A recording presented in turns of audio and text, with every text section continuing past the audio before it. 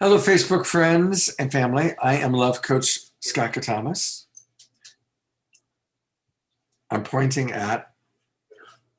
I am Trish Wright. Share it out like that's in the background. Hi, everyone. Welcome to Straight Talk. It's nice to see you here. Come on into the Zoom room. And we're talking about tonight. Yeah, Happy New Year, everybody. And okay, some people are coming into our Zoom room. Welcome, Charmaine and Newtopia, Dr. Newtopia. Dr. Newtopia has a very beautiful vision for our future, which I really appreciate. Welcome, Bonnie, Deborah Haviland. So yeah, we want to invite people, come on into the Zoom room. You know what, I'm going to read out to people our Zoom room number, which is going to take me a minute to just pull it up. Tell people what we're going to do. What are we doing tonight, Trish? Well, we're talking about how to manifest. And, I know Scott has some ideas and about his experience with, is it Dr. Beckwith, right? Yeah, Reverend Michael Beckwith. Which is really exciting. And I've been really sitting with, so just how to manifest and what stops manifestation, right? So as the year comes to a close and we've been looking back on 2020 and we're looking back and how we've kind of moved through this new world and this new style of living. Like, what happened for us? How did it happen? And how did we move through to get what we do have in this crazy world? And the thing that I wanted to bring up, Scott, do you mind if I just jump right into it? I need you to jump right in because I'm doing a couple things. That's great. What I was thinking about is what stops manifestation. I mean, I think that a lot of the people that we know and in our group and in our new age community is that we know that manifestation is part of the thought process. It's the focus, it's the intention. It's really what we focus on is what we manifest, right? But I was thinking about what stops manifestation, and what I'm really gotten clear about over the last little while is that what stops us is not necessarily the beliefs that we can't have what we want, but that we're so caught up in processing our own stuff or someone else's stuff that there's no space. There's not a spaciousness to create what we want. An example, I was really just, kind of working my thoughts out about this one thing that's going on in my life. And I got some coaching on it by our lovely Miss Dawn Light. And it occurred to me that I wasn't being brave in my communication and being brave in my sharing my wants and needs. And literally the second that I chose to share vulnerably, it shifted everything for me. But we got a person who reached out to be on our show, which has not yet happened, right? Someone was like, we want to be on your show. I'm like, whoa. And then there's all these little pieces, like 2 clients at that moment decided they wanted to work with me. So in this hour-long conversation of me being really vulnerable, so many things shifted. My manifestation shifted because I became a clear container, right? Are you guys following along here? Because I chose to show up different in the world, in my empowered place, in my more clear-headed emotional space, that there was so much more room for me to manifest through this, container of humanity.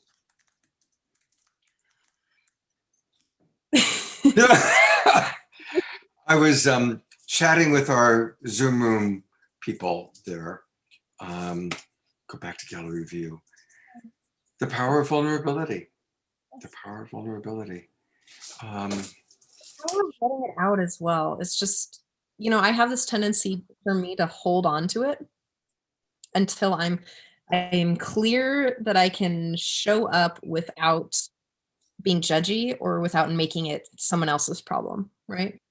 So sometimes I'll hold on to it for a while until I can actually come to you and be like, hey, Scott, I've got this thing that's coming up for me. I know it's my stuff and I just need to share this now, right? there's that difference. So there's a piece of ownership, and there's also a piece of vulnerability, and there's this piece of clearing space. Because Yeah. space to clear, if it's all just messy in there, how can you make stuff happen? You know, one thing I'm really appreciating, if I'm understanding you correctly, and I've actually experienced this with you in our relationship, um, is you really do the inner work before you bring it to the other person. Um, I found that when there's been stuff that you've brought to me, you've been sitting on it for a while and you've thought about it and you've reflected on it and you've kind of weighed how important it was, what your part of it was, what my part of it might be, what needed to be resolved. You do that work first. And I really appreciate that. Because some people just like the moment they feel tension or something, they immediately go right into it. And then, you know, that person gets reactive. And it's just mature, to be honest, to kind of look first, okay, well, how big a deal is this really? And how much of this is my stuff? How much of this is my projection? And then sometimes you go, well, no, it's not just my stuff and projection. There's really something here that we both need to talk about and clear. So thank you for that. Well, I'm really, it's years of practice, and your work has really helped me. What I've noticed, if I'm upset, and it generally doesn't go anywhere positive. I have to like clear it out before I'm like, and who's feeling the feelings? Like, if I'm feeling the feelings, it's all like, and I'm all upset about it. It's not your problem. Those feelings are being created within me. So that's a place, right? Yeah. But thank you for sharing your appreciation for that. It's sometimes it can be really hard. Uh, it's important for us also to remember that the majority of time that we get triggered, some percentage of it is what just happened, and some percentage of it is re-stimulating an old wound, an old trigger. Ideally, we've done enough self-reflection to really know what our triggers are. And when we do get triggered, to calm down, slow down, take space before we go into a dynamic with the person that just triggered us, to see how much of this, how much of my discomfort right now is what's happening in present time, and how much of it is unresolved wounding from the past. That's just huge, huge, really big, really big, really big. Oh, and then how can you manifest from that space at all? It's, it's your filters are cloudy. Like those We, filters are, and you end up manifesting more of the same, right? We end up manifesting another version of feeling abandoned, perceiving that we've been rejected, feeling victimized, perceiving that we got, screwed, ripped off somehow. So when we have the very real pain, and here's the tricky part, when we're running a victim story, the pain we experience is real, but the perception of what someone's doing to us is usually inaccurate.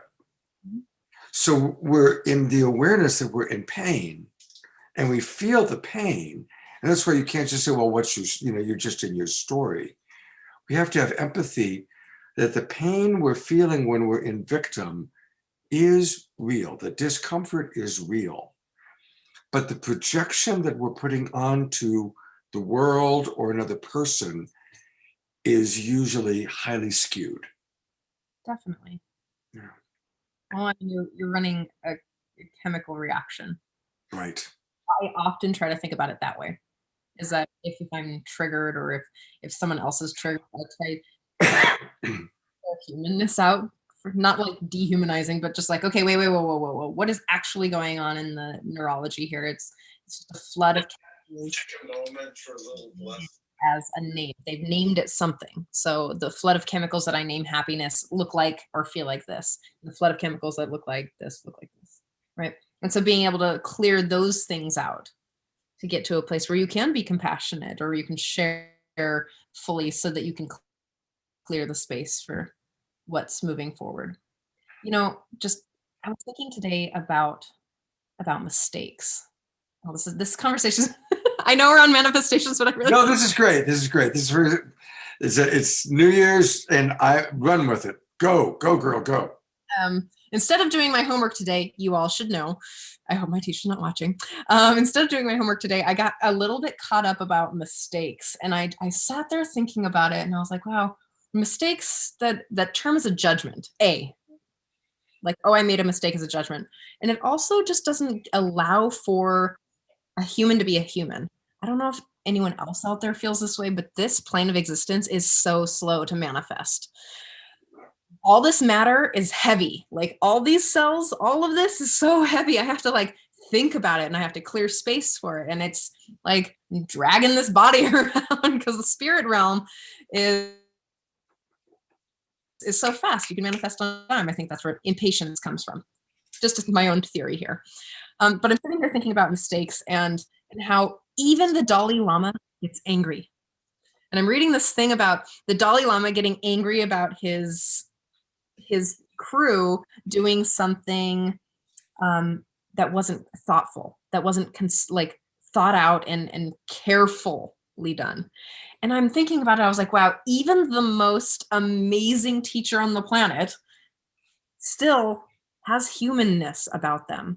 Like, even the most well-educated teacher, even the most, like, these people are humans. And so when we choose to make them perfect, like make them be perfect, that's when they just lose their whole humanity, right? In our eyes. And it actually dehumanizes us as well. Like if I'm holding that person so tightly to their work or my idea of where they should be, their integrity, then it doesn't allow them for moving forward and learning and growing. And how is that going to happen? Like, how does that work? It shuts everything down. Judgments shut manifestation down. Fear shuts manifestation down.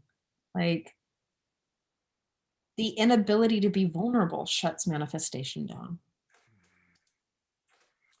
I love what you're saying.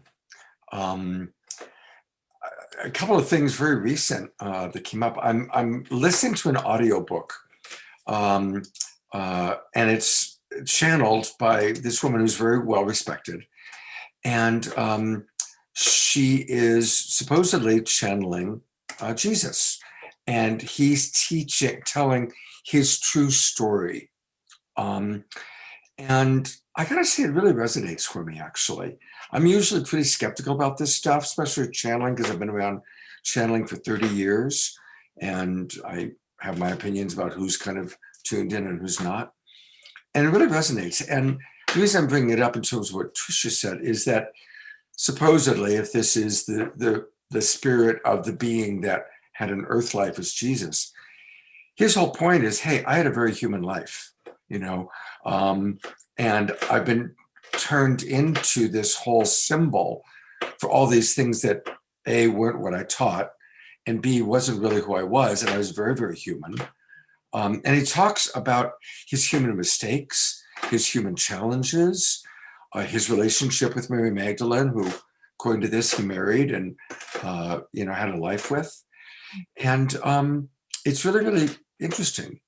Then on a more direct experience, because of the nature of the work that I've done in my life, I've met a lot of famous people. And I've met a lot of famous spiritual people.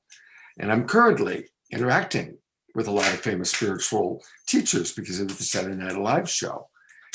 And these people are all really perfectly human, and they're brilliant. And if you spend enough time with them, you see their humanness. I mean, when we had Reverend Michael on, he was like my favorite. I mean, I spent 2.5 hours today listening to him do a meditation visualization thing, which I'll probably share the details of which. So Reverend Michael, when we had him on, he was really sweating. So there's like all this sweat under his armpits, right? And then his phone went off and he couldn't, it was actually somebody calling him on Facebook Messenger. And Facebook Messenger is really obnoxious. It's hard to shut it down. It's hard to turn it off. It's not like it's easy. And he got really riled. He said, no, I turned off all my devices. I turned off all my devices. And he's trying to turn off his Facebook Messenger and it's going off. And it was wonderful seeing his humanness. And he went from being spiritual, Reverend Michael giving this download, which is brilliant, which is him in his spiritual self, totally triggered by the device and what was happening, right? And I've seen that over and over and over as I've had a chance. I'll give one more example. I was very involved in something called the Oneness University, giving Diksha. This is when my wife was still alive. She and I were the first people to bring oneness to the Bay Area and to the Hawaiian Islands. And as a result, we were invited and spent 5 weeks on the VIP campus with David from All In Meets and a bunch of famous people. And we had a 45-minute private audience with Bhagavan, the main guy, this guy that millions of people believe is an enlightened being. I spent 45 minutes talking with him. Super sweet, beautiful guy, really beautiful, and really big ego. And just some of the things he said were very egoic. They were very human. And he was beautiful, and I loved my time with him. And I remember my wife was really shocked that he was human, right? And that he could say those things, right? And so, we all, this is a long-winded response to what Trish was saying about we all are spiritual beings having a human experience. And all of us have moments where we're brilliant, and in the next 10 seconds, we could be blithering idiots because the human side of us can take over. And so I kind of went on a wrap around that, but I just think it's so important. Scott, I just want to say that that's so important, is that,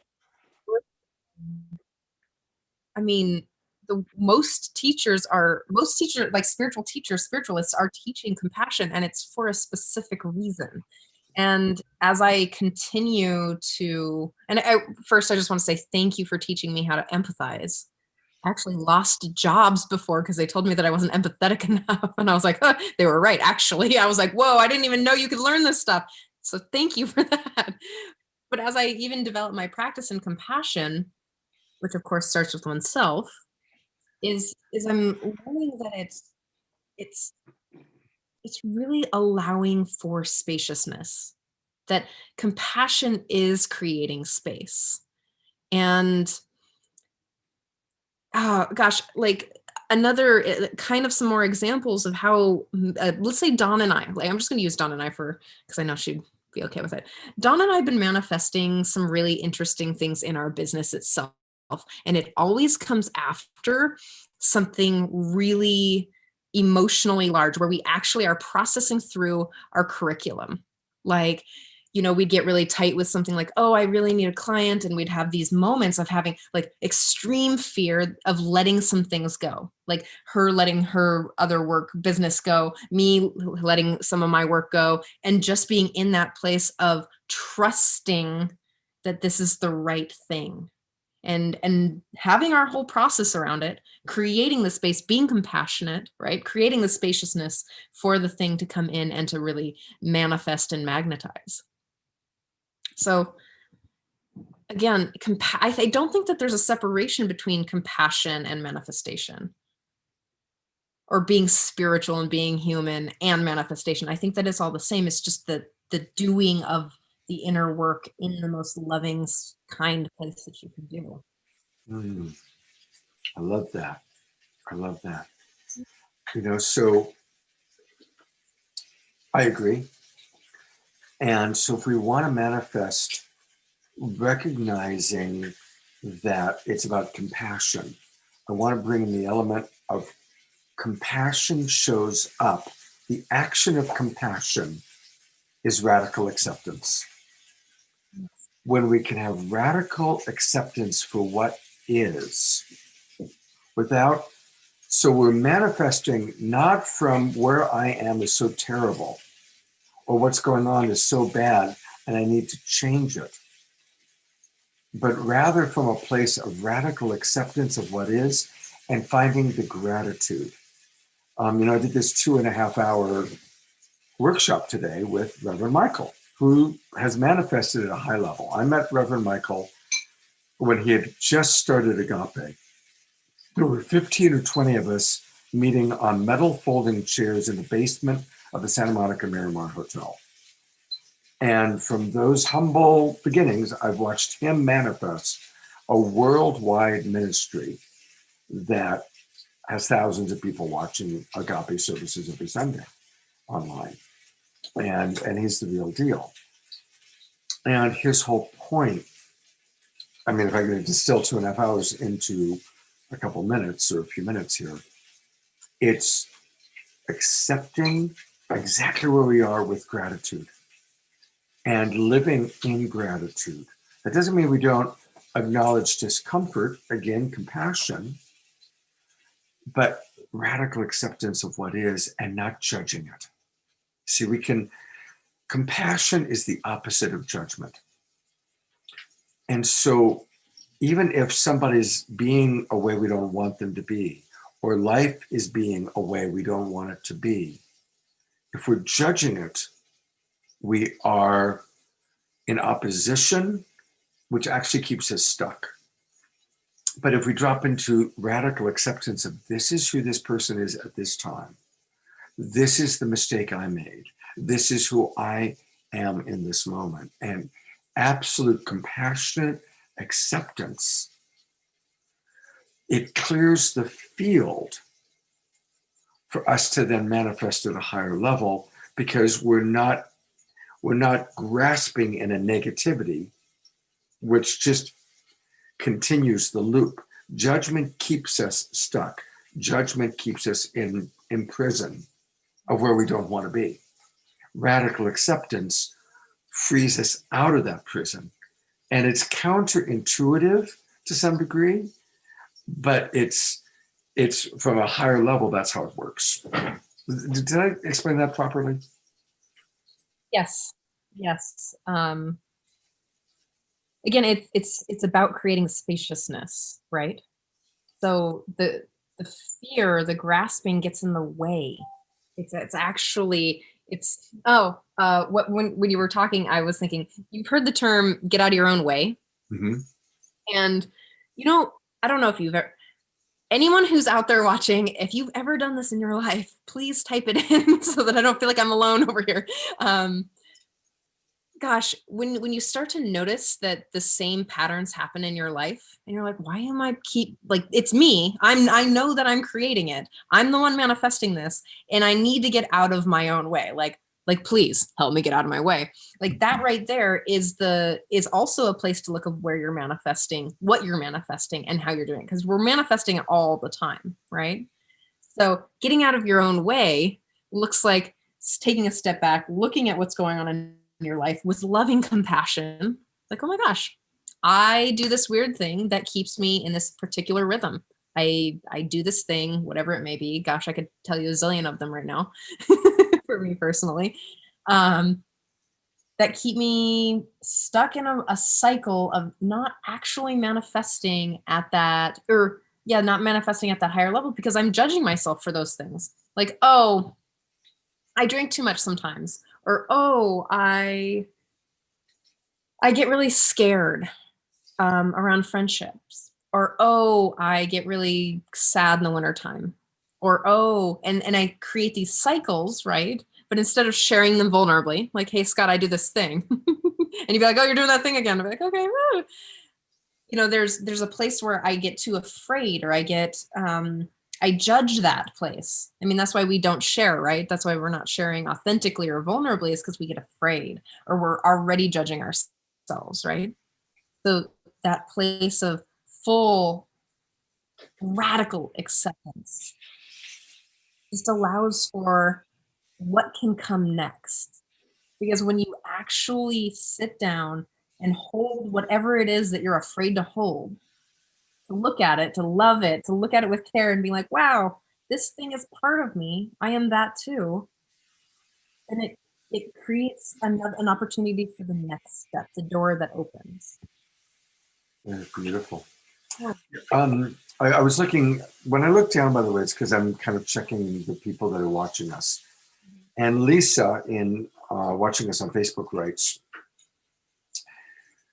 when I judge myself, I go into shame. When I go into shame, I go into stunting, and then I stay stuck in the same pit, right? So basically she's acknowledging what you just said. And that's, again, the way out of the pit is radical acceptance, right? We've got to have that radical acceptance of self. You know, Trish and I are in the change business. As coaches, we're hired to help people to change. And one of the things I've learned as a coach that's worked with thousands of people now, ironically, true change is built on a foundation of radical acceptance. We have to be in that place of radical acceptance first. That's like the fertile ground for which then we can change. I'd also just like to point out that it's not just one time you radically accept something. A foundation is actually, it takes multiple pieces, whether, you know, what kind of foundation it is. It takes multiple pieces and a lot of time to create the foundation. It doesn't. So I can't just take ecstasy and heal everything all at once and be great for the rest of my life? Sorry, Scott. But if you really want to talk about, it takes 35 to over 45 days to actually retrain your brain of a habit that you've created only in the last few years. Now, if you've run it for the last 30, 60 years, we're going to have to work on this every day. And you know what? I'll be there with you right now. You and me, we're going to do it together. We'll just sit there and we'll love it and love you there and love you there and love you there and love me there and love you there. And that's just what we're going to do. You don't have to do it alone, but we can do it together. It's beautiful. You know, so I'll share something vulnerably. One of probably my most significant goal for the new year is to radically change my relationship to alcohol. I've been drinking probably twice a week, and sometimes I drink too much. And so I'm in this, you know, I'm not going to drink. A few minutes ago, when Trish talked about sometimes I drink too much, instantly my mind went to, wow, should I have a drink after the show tonight? I was like, Scott, you just made this commitment, right? And I'll keep the commitment. But that just pointing out how quickly, right, our patterns, our triggers, just her saying that re-stimulated my pleasure memory, which remembers, oh, it feels good to have a drink after I do a show, right? And so changing habits really requires a lot of discipline. It really, really, really does. It also is about changing daily, right? So if you want to manifest something really big, it's about little things that you can do every day. It's not about, I mean, part of me is like, Scott, you can make craft mocktails. Don't worry, I just looked up a bunch of craft mocktails for these people that I'm in a house with. Like, it's because that person doesn't drink. I'm like, oh, and there's so many things that you can do. So it's not about taking it away completely, but about retraining your palate and your brain. Because you're always going to associate a cocktail or a drink with some aspect of pleasure. So it's not about like, no, Scott, you don't get into that anymore. No more pleasure. No. It really is shifting it to be like, you know what, I can go to a bar and I now have my mocktail that can you please, you know, whatever little systems that you've created on your own time, and you can make it and you can still feel that sense of belonging, that sense of camaraderie when you go out to drink, if you do that socially, or if you at home, there's other ways to do those things. So yeah, I think that sometimes this new age spiritual community kind of gets a little off when they're talking about, oh, if you just think about it, you can manifest it. Yes. And it's about taking incremental little steps every day. Yeah, that's right. Why you can't have it, or why you're not there yet. I mean, if I'm a bitch and I don't know why I don't have any friends, I'm gonna have to get like, look at that. It's not about like, I'm just gonna sit here and pull like a few of my new like cards, these like tarot cards that I got for Christmas, and I'm just gonna be like, I'm gonna manifest my friends right now. No, I'm a bitch. I have to do some things about it. I have to work on myself and clear some space. Like, Well, that's something you have to work on because you are the least bitchy person I think I know. Dr. Nutopia and Bonnie both have written a couple things in the chat box here. Bonnie writes, how to transform a cycle. Discover what good you're getting from the cycle and answer the good another way. Well, that's what she was just saying about the mocktail, right? We have addictive patterns because we have a pleasure memory of that pattern. I've never done heroin and never will, but I've read many times that heroin addicts are chasing the memory of their first high, because apparently the first heroin high is the first time somebody's been flooded with that much dopamine. It's so ecstatic, and they're chasing that 200 times later. Dr. Nutopia writes, what do we need to manifest together? What do we need to radically accept in our global crisis? Excellent. That's a big one. You want to tackle that one first, Trish? So some of that I'm a particular some of my formative training is in Tantra. And Tantra is the unity that of all. Like I don't separate myself from well, sometimes I'm human. I try not to separate myself from what is actually going on. So I often spend a lot of time in meditative practices around, you know, I am the people burning trees, and I am that too. I am not only the people doing the good things, but I am also the people doing the bad things, or I am the earth that's dying, or the animals that are dying in fires. Like I spend a lot of time in that place. And it's not just to like feel bad, but it's to really sit in compassion and full acceptance, because only from that place do I feel like I have enough empowerment to make a difference. Because if I'm just emotional and overwhelmed, I can't do anything. I'm caught up and stopped, like frozen in my humanness, in my human emotional space. Like, and for the transforming a cycle, I have to accept what positive and negative things that I get out of it. Like if I do heroin, if I do heroin, I have to accept that, yes, I don't only just get this place of some ecstatic joy. Well, maybe not. It's more like you feel a little bit more like euphoric. That's what I've read. But I also get something out of the naughtiness or the breakdown, or I have to accept that those are parts of my humanness as well. So when we're going back to what do we need to manifest together? Compassion, love, acceptance, seeing the other person as a person, as one sacred mirror. Yeah. Yeah. Thank you. That was deep. That was good. Sorry. I'll offer a couple of thoughts on it. Somehow, there we go. Back to gallery. I believe that when we're making a choice, we want to move toward the longing of our heart, as opposed to reacting to something, again, that we judge or hate. And frankly, I've watched a lot of people that are activists who are reacting against. And I've seen it painfully in the recent politics. The red people that believe that the blues are evil, and the blues that believe that the reds are evil, or at least believe Trump is evil, and the blues that believe that, Biden is a baby killer, and, all these things. And then they get all worked up, and it's all based on judgment and reaction against something. And I do not see any love or any positive energy. I see those people getting sick.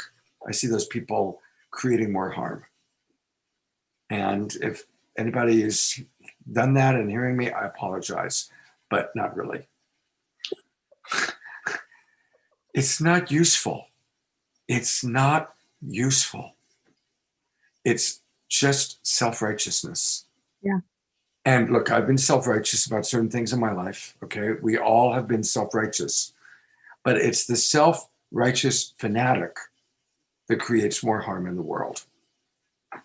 But when we really love the earth so much that we want to plant a garden, we love animals so much that we really want to be vegan.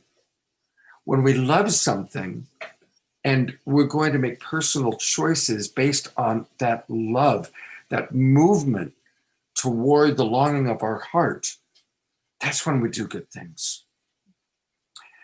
And I've been around a long time. I just turned 65 last week. And the people that I've met who make the greatest contributions in the world are people who are moving toward their passion.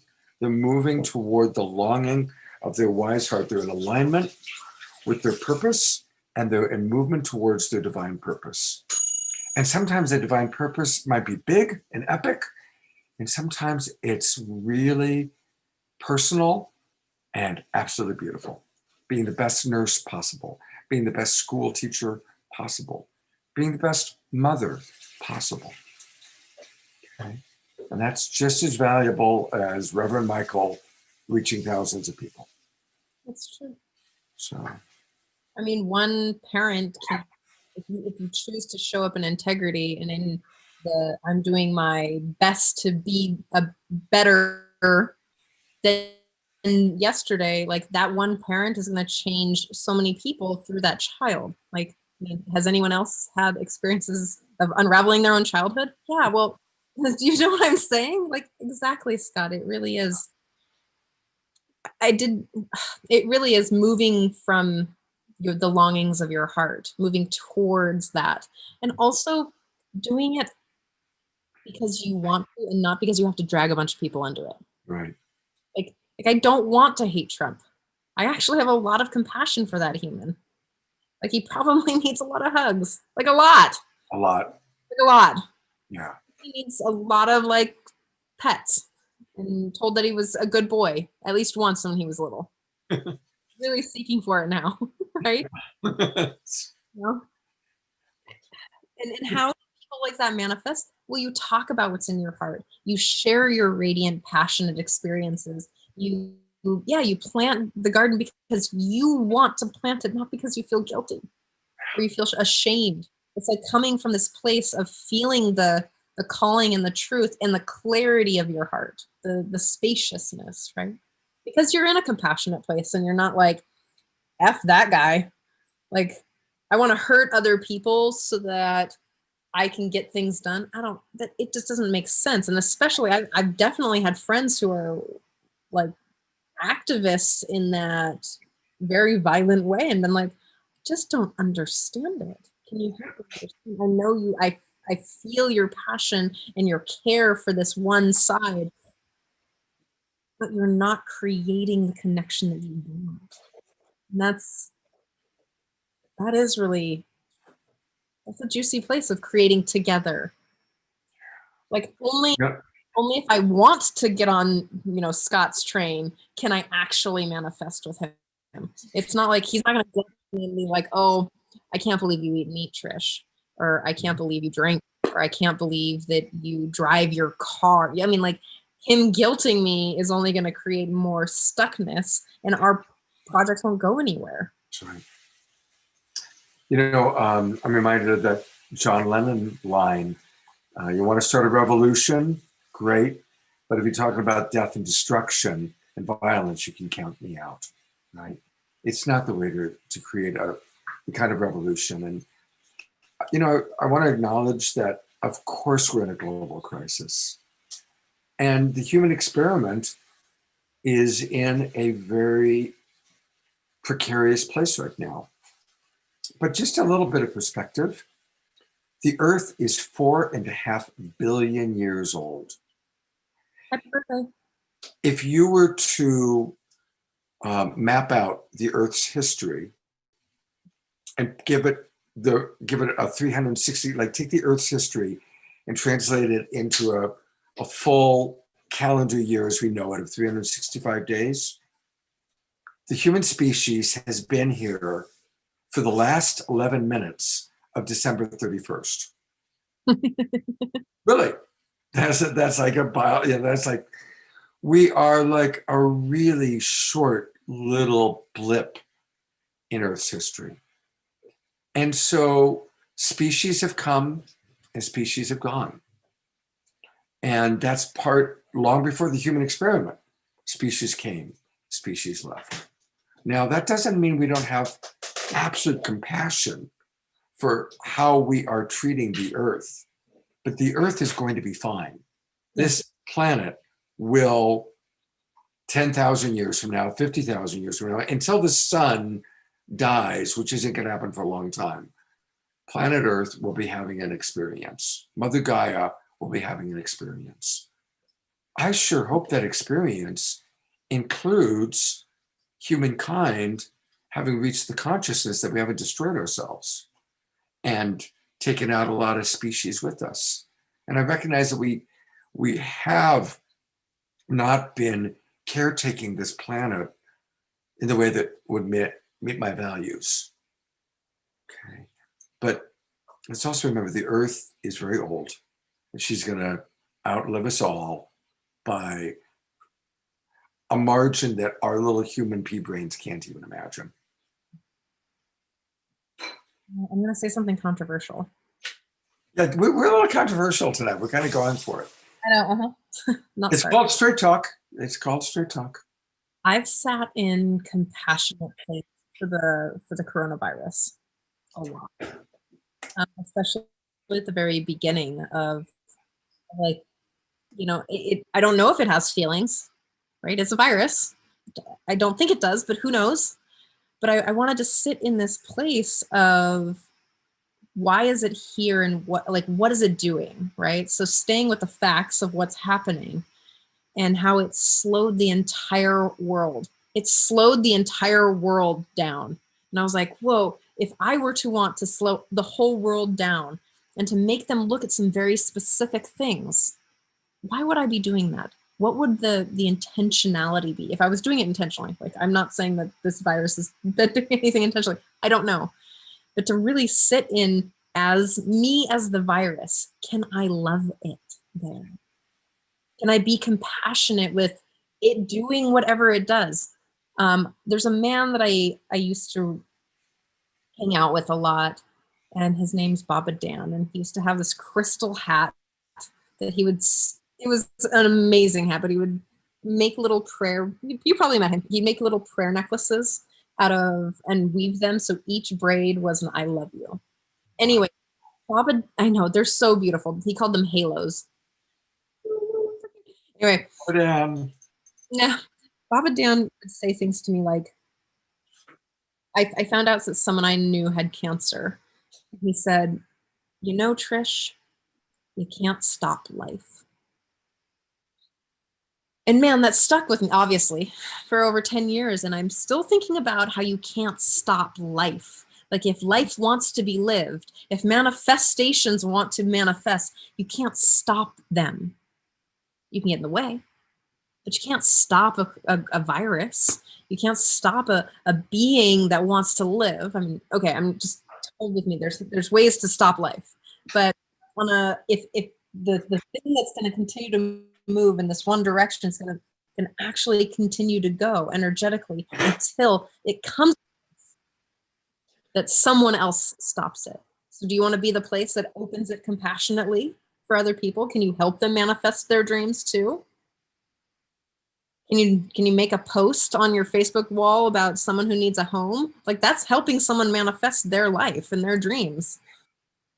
And being in that compassionate space, it's not making them like wrong or bad or sad. You're not like, caretaking them, but you're like, hey, I have 5,000 people on my friends list. Maybe I can help you, right? So if you want to manifest with other people, help them solve their problems. beautiful. If you want to manifest together, help them solve their problems. And what I love about that is, look, we don't have control over what Biden or Trump do. We don't have control over whether a country goes to war against another country. we have a tremendous amount of control over how we treat other people. We have a tremendous amount of control about how we take care of ourselves and how we take care of the people in our immediate environment. That's what we have control over. Let's put our attention there. How can we be of greater service? How can we practice greater self-love? Right? That's where the power lies within us. And let's put our attention there. I agree with Trish. I've had multiple conversations with spiritual teachers that I respect that have been on my shows. And the general consensus is this virus is a very gentle, it's a remarkably gentle response to humankind being out of control. Because clearly humankind has been heading for a cliff. I think most of us recognize that climate change is real, and climate change is species are dying, and at a certain point, if we continued it, the human experiment could come to a big end. When we had Deepak Chopra, he said that his biologist friends say that if all that at the rate we're going, at the rate that the human species is creating climate change, 50% of the world's species will die. If all humans disappeared tomorrow, life would thrive. Right? One species being gone, all life would thrive. This current species being here, at pace, half the species are going to be gone. That's really profound if you think about that. And so this particular slowing down, although we want to have maximum compassion for people who have lost lives, people who have gotten sick. As Dr. Nutropia pointed out, 1 in 1,000 Americans have died, probably because there wasn't proper education earlier on. But it's a worldwide pandemic. And instead of it being Germans versus Americans, Japanese versus Americans, a world war where these countries are against these countries, we're all in it together. Oh, wow, a new virus strain pops up in the UK, and next thing you know, it's in Canada. It started in China, but it's not the Chinese flu. It's not country's fault. We're all in this together. We're all one humanity dealing with the same issue. And I think there's something profound about that. And that comes back down to the place of just remembering our humanness, accepting that we make mistakes and that we're not perfect, and when we're in triggered states, to be nice to each other or to not talk to each other, and to remember that, gosh, I've just been really thinking about this all day, just really about being gentle with the work that we all do in the world, being gentle with that. Just because I teach compassionate and love doesn't mean that I'm that 100% of the time. Oh, I'm human. Don't hold me to that standard. I need my humanity for my own manifestation purposes, for my own self-love. I need that. I want to see you as the same as me. And the only way that I can do that is through being messy and human and in it with you. Make sense? Yeah, absolutely. I want to go back to sharing one more. I'm going to slightly change the channel for a minute and go back to one of the things that I really appreciated from what I heard Reverend Michael speaking about today. Reverend Michael used the analogy of an acorn to an oak tree, the analogy of there's who we are in present time and there's who we want to become.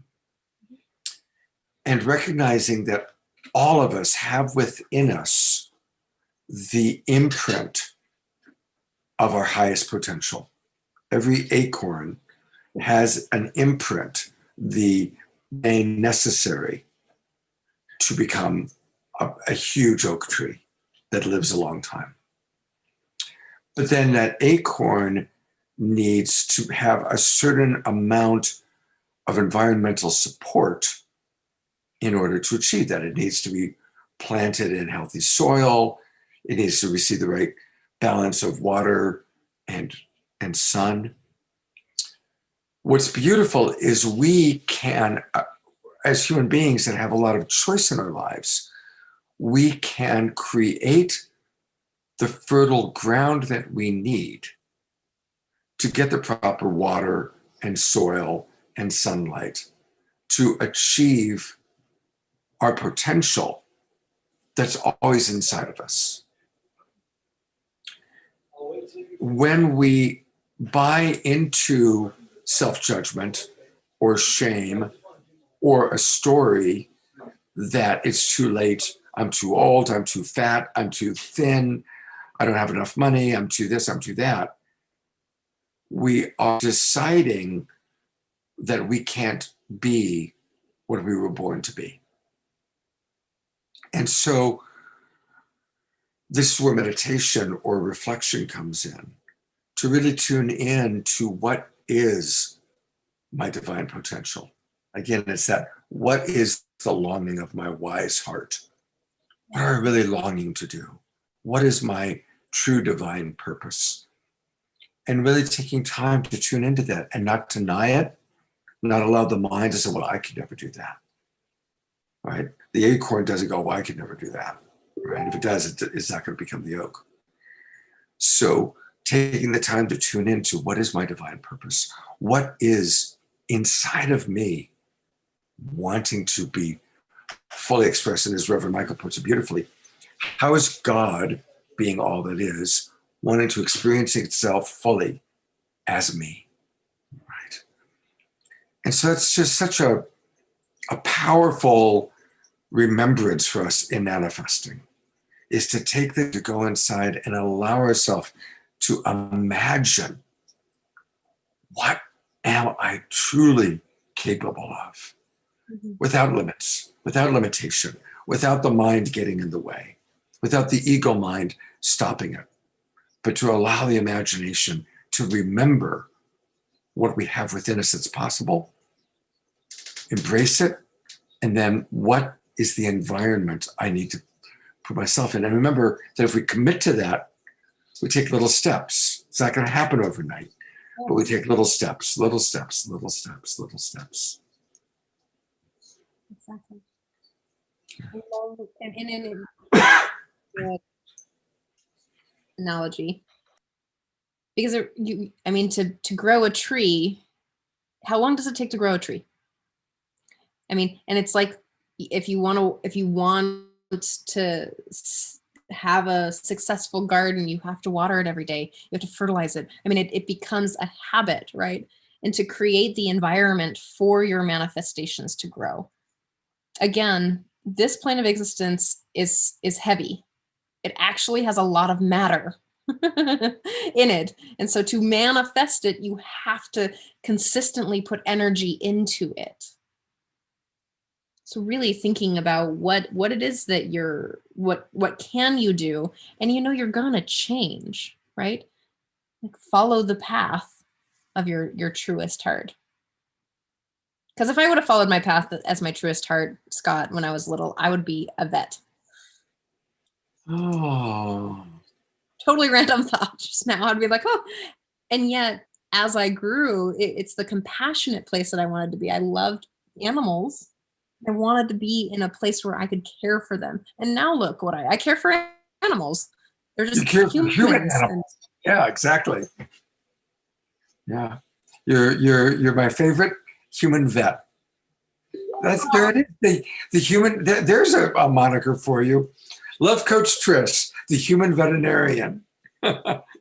Veterinarian to the human animal. Something like that. You can play with that.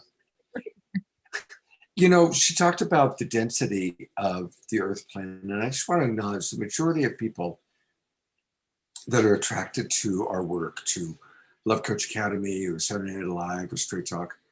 Most of you are what I call earth angels.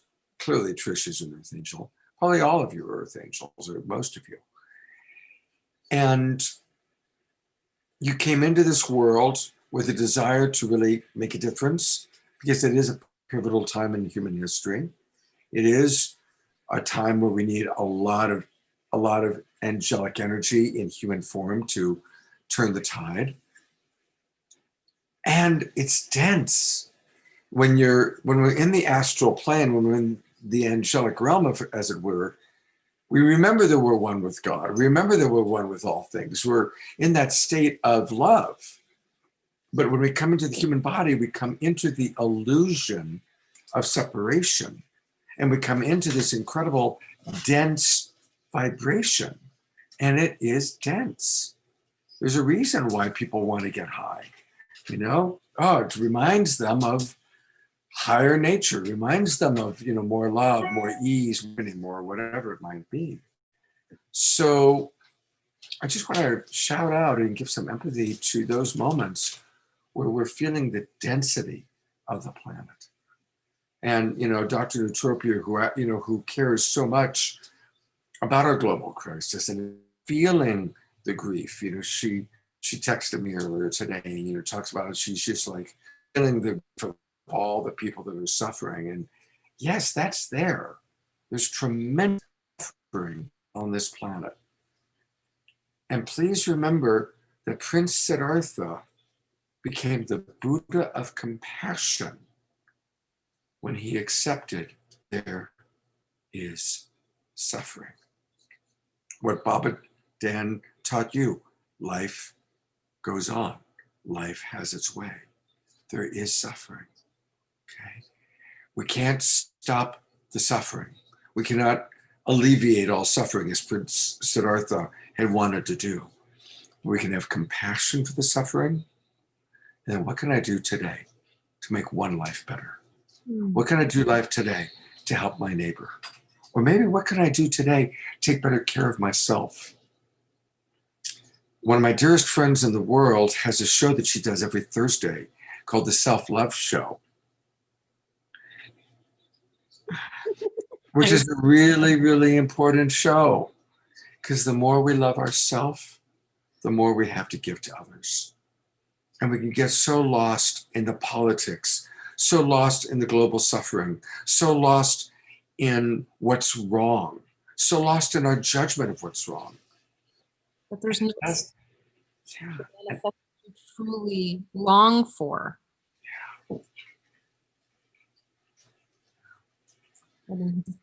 So let's mourn and grieve, but not in a way that's creating paralysis, not in a way that's stopping us from being connected to life's desire to experience love through us.